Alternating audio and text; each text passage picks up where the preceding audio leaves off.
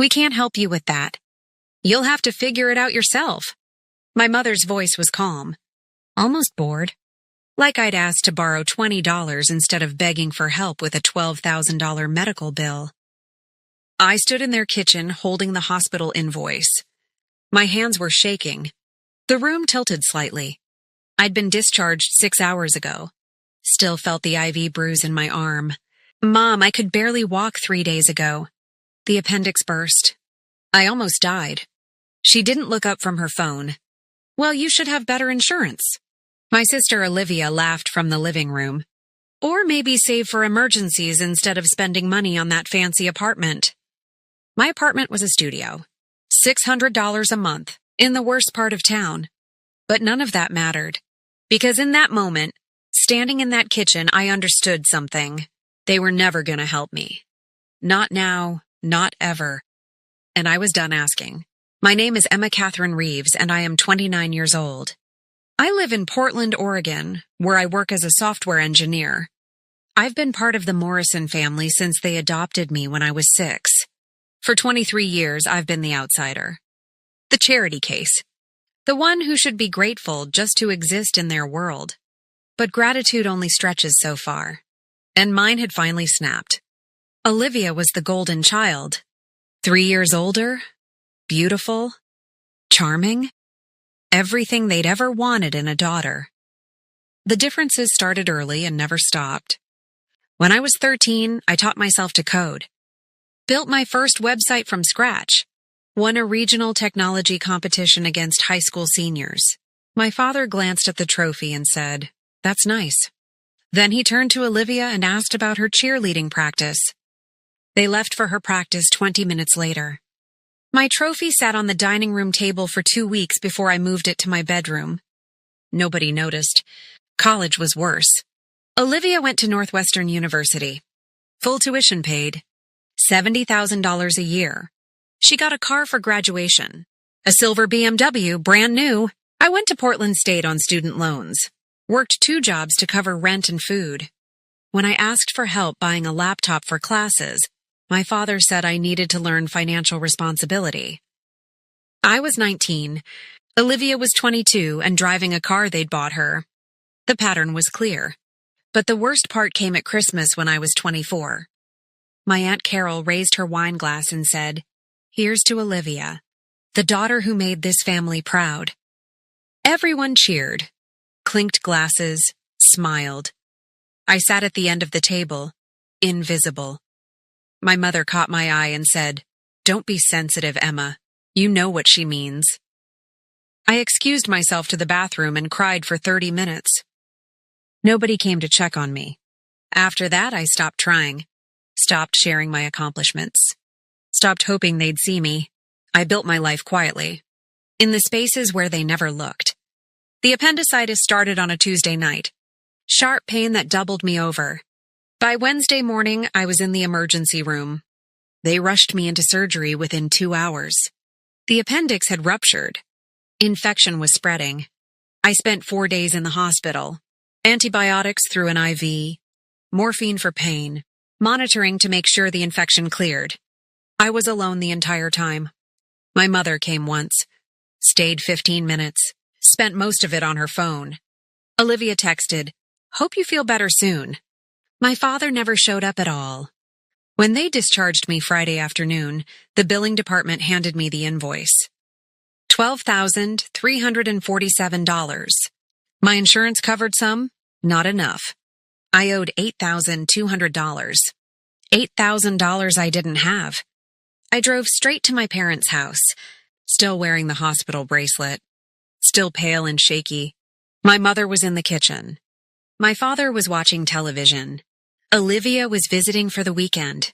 "I need help," I said. "The hospital bill is $8,000.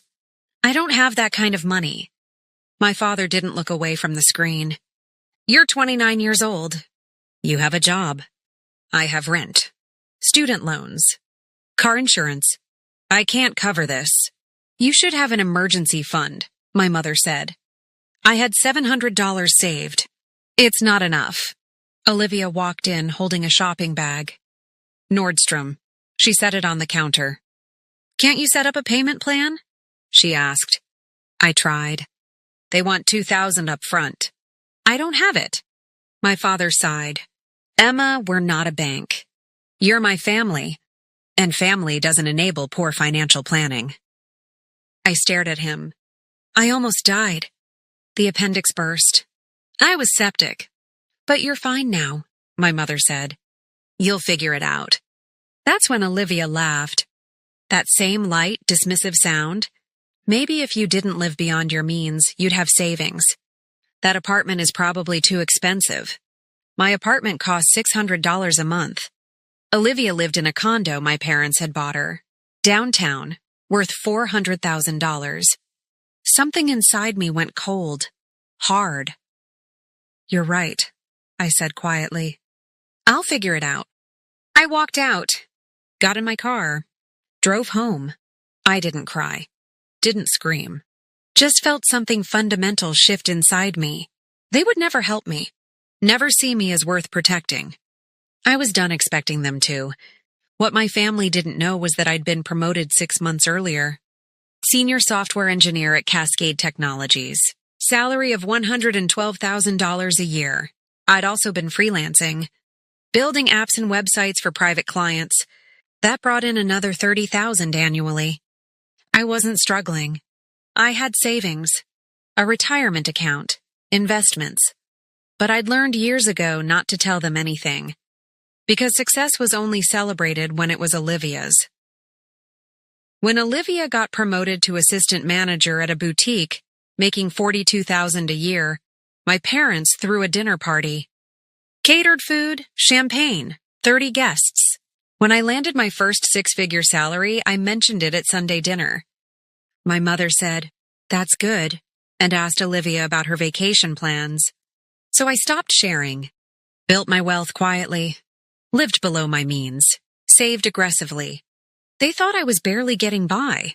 I let them think it. The medical bill was a test, one I knew they'd fail, but I needed to see it. Needed proof that my instincts were right. They gave me that proof. I paid the hospital bill myself. $2,000 up front. Payment plan for the rest. It hurt financially, but it clarified everything. Sunday dinner came 3 days later. My mother texted expecting me to show up. I didn't respond. She called. I didn't answer. Olivia texted, "Are you coming to dinner?" I typed 3 words. "No, I'm busy." My father called 20 minutes later. "Your mother is upset." "What's going on?" "I'm not coming to family dinners anymore." "That's ridiculous." "Why not?" "Because you're not my family." "Not in any way that matters." I hung up. The silence felt like breathing after being underwater too long. The messages started within hours. By midnight, I had 37 texts, 12 missed calls, 8 voicemails. Mom, what's wrong? Why are you acting like this? Olivia, did something happen? Are you okay? Dad, call me back. We need to talk about your behavior. I read them all. Didn't respond to any. The messages escalated. Mom, I don't know what we did to deserve this. We've always supported you. Olivia, you're being dramatic. We didn't do anything wrong. Dad, this is childish. You're 29 years old. Act like it. Then came the guilt. Mom, Olivia is so upset. She thinks you hate her. Is that what you want? Olivia, I've always been there for you. Why are you pushing me away? Then the gaslighting. Mom, we would have helped with the bill if you'd really needed it. You're overreacting. Dad, you're remembering things wrong. We've always treated you fairly. Finally, the anger. Dad, after everything we did for you, this is the thanks we get? Olivia, you're tearing this family apart over nothing. I turned off my phone. Not once had anyone asked why I was hurt. Not once had anyone acknowledged they'd refused to help me. They just wanted me to come back. To make things comfortable again. I wasn't interested in their comfort anymore. My Aunt Sophie called Tuesday morning on my work phone.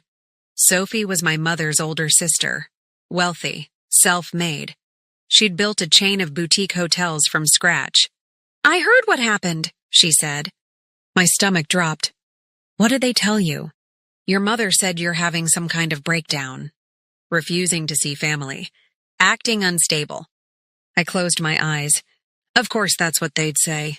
Sophie, that's not what happened. I know. I froze. What? Emma, I've been watching for years. The way they treat you versus how they treat Olivia. I kept hoping they'd change. But last week made it clear they never will. You know about the hospital bill? Your mother mentioned you were upset about it. She made it sound like you were asking for money you didn't need. But I did the math. I know what your insurance covers. I know what you probably owe. My throat tightened. They wouldn't help me. I know. And I'm ashamed I didn't say something sooner. She paused. I want to offer you something. I'm expanding into app development for the hotels, booking systems, guest services. I need someone to head the project. I want it to be you. Sophie, I have a job. I'll pay you $150,000 a year. Full benefits, stock options, and I'll cover your medical bill. All of it. Consider it a signing bonus. I couldn't speak. You're brilliant, Emma. You've always been brilliant. And you deserve to work somewhere that sees that. I took the job. When I gave notice at Cascade, my boss counteroffered. $160,000. Lead engineer position. I was 29 years old. Being offered opportunities people didn't see until their 40s. I accepted Cascade's offer. Sophie understood. She hired me as a consultant instead. Extra $40,000 a year. I was making $200,000 annually. More than my father had ever made. I didn't tell my family, but LinkedIn announced my promotion automatically. I know my mother saw it. She was connected to me. So was Olivia. Neither of them said a word. Not a text. Not a call. Not even a simple congratulations. The silence told me everything I needed to know. Olivia drove past my building 3 weeks later. She called immediately. Are you living at the Harper? Yes. Those apartments start at $2,000 a month. How can you afford that? I make good money. How much? Enough. Emma, seriously. How much are you making? Why does it matter? Because you were crying about a hospital bill 3 weeks ago. I wasn't crying. I was asking family for help. There's a difference. Silence. How much, Emma? $200,000 a year. I heard her breath catch. That's not possible. It is. I'm lead engineer. I also consult on the side. Since when? Since I got good at my job. But you wouldn't know. You never asked. Why didn't you tell us? I stopped telling you anything years ago. You never cared. I hung up. Within an hour, my mother called. Olivia says you're making $200,000 a year. Yes, that's wonderful, honey. We should celebrate. Maybe a family dinner? No. What do you mean, no? I mean, I'm not doing family dinners. Or family anything. Emma, don't be ridiculous. You wouldn't give me $2,000 when I was sick. Now you want to celebrate my success? No. We would have helped if you really needed it. I did need it. You said no.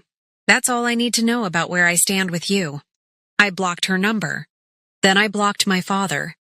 Then Olivia. Then everyone else who'd stood by and watched them treat me like I didn't matter. I was done. They demanded a meeting. My father showed up at my office. Security called me. Sir, you need to leave, the guard said. I'm her father. She'll see me. I came downstairs. No, I won't. Emma, this is insane. We're family. Family helps each other. You made it clear I'm not part of yours. We made a mistake. Let us apologize. You had 29 years to see me as your daughter. You chose not to. I'm not interested in apologies now. He tried to grab my arm. Security stepped between us. Sir, leave now or we call the police. My father left, but not before saying, you'll regret this. I didn't. My Aunt Sophie called Friday evening. Your parents are in trouble. I don't care. Emma, listen. Your father lost his job 2 months ago. They're behind on the mortgage. Olivia's been helping financially, but she can't cover it all. Why are you telling me this? because they're going to ask you for money. I wanted you to be prepared. They can ask. The answer is no. Sophie was quiet. I support whatever you decide, but I thought you should know. My mother called Saturday morning. I'd unblocked her number by accident. Emma, we need to talk. Your father and I are going through a difficult time financially. We were hoping you could help. A loan, maybe $20,000. $20,000, more than twice what I'd needed. No, I said. Emma, please. We're desperate. You should have thought about that when I was desperate and you said no. That was different. How? We didn't have the money then. You had money. You just didn't want to spend it on me. Olivia showed up with Nordstrom bags that same day. That's not fair. What's not fair is spending 23 years making me feel worthless. I'm done. Don't call me again. I hung up and blocked her for good. They tried going through others. My cousin, your mom really needs help. Can't you just talk to her? My uncle, family forgives. That's what we do. Olivia's friend. She's in therapy because of you. Don't you care?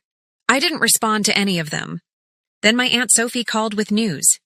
Your grandmother passed away, Helen. She had a heart attack Tuesday night. My grandmother, my father's mother, the only one who'd ever been kind to me. When's the funeral? Saturday. Will you come? Yes, I went. Sat in the back. Left before anyone could talk to me. The will reading was the following Tuesday. The lawyer called. Ms. Reeves, your presence is required. Why? You're named in the will. I went. My parents were there. Olivia, my uncle, several cousins. They stared when I walked in. The attorney opened the folder. Helen Morrison's estate, valued at $1.8 million, is divided as follows. Everyone leaned forward. To my son Gregory, I leave $1. My father stood. That's not possible. To my granddaughter Olivia, I leave $1. Olivia gasped. She wasn't in her right mind. The attorney continued. To my granddaughter Emma Catherine Reeves, I leave my entire estate. All properties, all investments, all savings. She was the only one who treated me like family instead of an ATM. The room erupted. My father shouted. Olivia screamed. My mother demanded to see documentation. The attorney didn't flinch. I have medical records confirming Mrs. Morrison's sound mind. The will is ironclad. I walked out while they were still yelling. $1.8 million. My grandmother had documented everything. Years of watching them treat me differently. Years of me visiting her every week while they visited twice a year. She'd seen it all. And she'd made sure I'd never have to depend on them again. My father tried suing. The case was dismissed. They lost their house 4 months later. Moved to a rental. 2 bedrooms. Across town. Olivia's condo was foreclosed on. She'd been using it as collateral for loans. Loans she couldn't pay back. She moved in with our parents. Into the house they were barely affording. My father took a job at a grocery store. Stocking shelves. At 64, my mother worked retail. First job she'd had in 30 years. I didn't feel guilty. I felt free. I bought a house with my inheritance. 3 bedrooms, garden, view of the city. Nothing like the basement room I'd grown up in. This was mine. Earned through years of being invisible. Rewarded by the one person who actually saw me. Work continued to thrive. I led projects that won awards. My team grew to 15 people. Forbes featured me in an article about women in tech. Called me an innovator. My parents never saw it. They weren't part of my world anymore. I started dating. Met Ryan at a conference. When I told him about my family, he didn't minimize it. He just said, "You deserved better." Those 4 words meant everything. They tried reaching out one last time. A letter came. My mother's handwriting. "We know we weren't perfect, but we loved you in our way. Can we talk? Family is forever." I read it twice. No real apology. No acknowledgement of what they'd done. Just vague words about imperfection. It wasn't an apology. It was manipulation. I threw it away. 3 years later, I finally understood. It was never about me. Their cruelty wasn't because I wasn't enough. It was because they couldn't love someone who wasn't blood. I'd spent 29 years trying to earn something they were never going to give. Once I understood that, I stopped feeling guilty. I redefined family. Family wasn't DNA. Family was Sophie, who saw me when no one else did. Family was Ryan, who loved me exactly as I was. Family was my team, who celebrated every success. Family was my grandmother, who made sure I'd be okay even after she was gone. Family was chosen, built through care and respect. People ask if I got revenge. I didn't destroy them. They destroyed themselves. My revenge was simpler. I built a life so full and successful that they became irrelevant. I stopped needing their approval. The best revenge wasn't making them suffer. It was building something beautiful they could never touch. I'm 32 now. I wake up in a house I own, go to a job I love, spend time with people who value me. I see someone strong in the mirror, someone who survived, someone who chose herself. The scared little girl is still there, but she's not afraid anymore. She's free. Thank you for listening to this story on Revenge Posts Within. If this resonated with you, if you've ever had to choose yourself over people who refuse to see your worth, you know how much courage that takes. Hit the like button, share this with someone who needs to hear they're not alone, and subscribe to Revenge Posts Within for more stories about finding your voice, setting boundaries, and discovering that walking away is sometimes the bravest choice.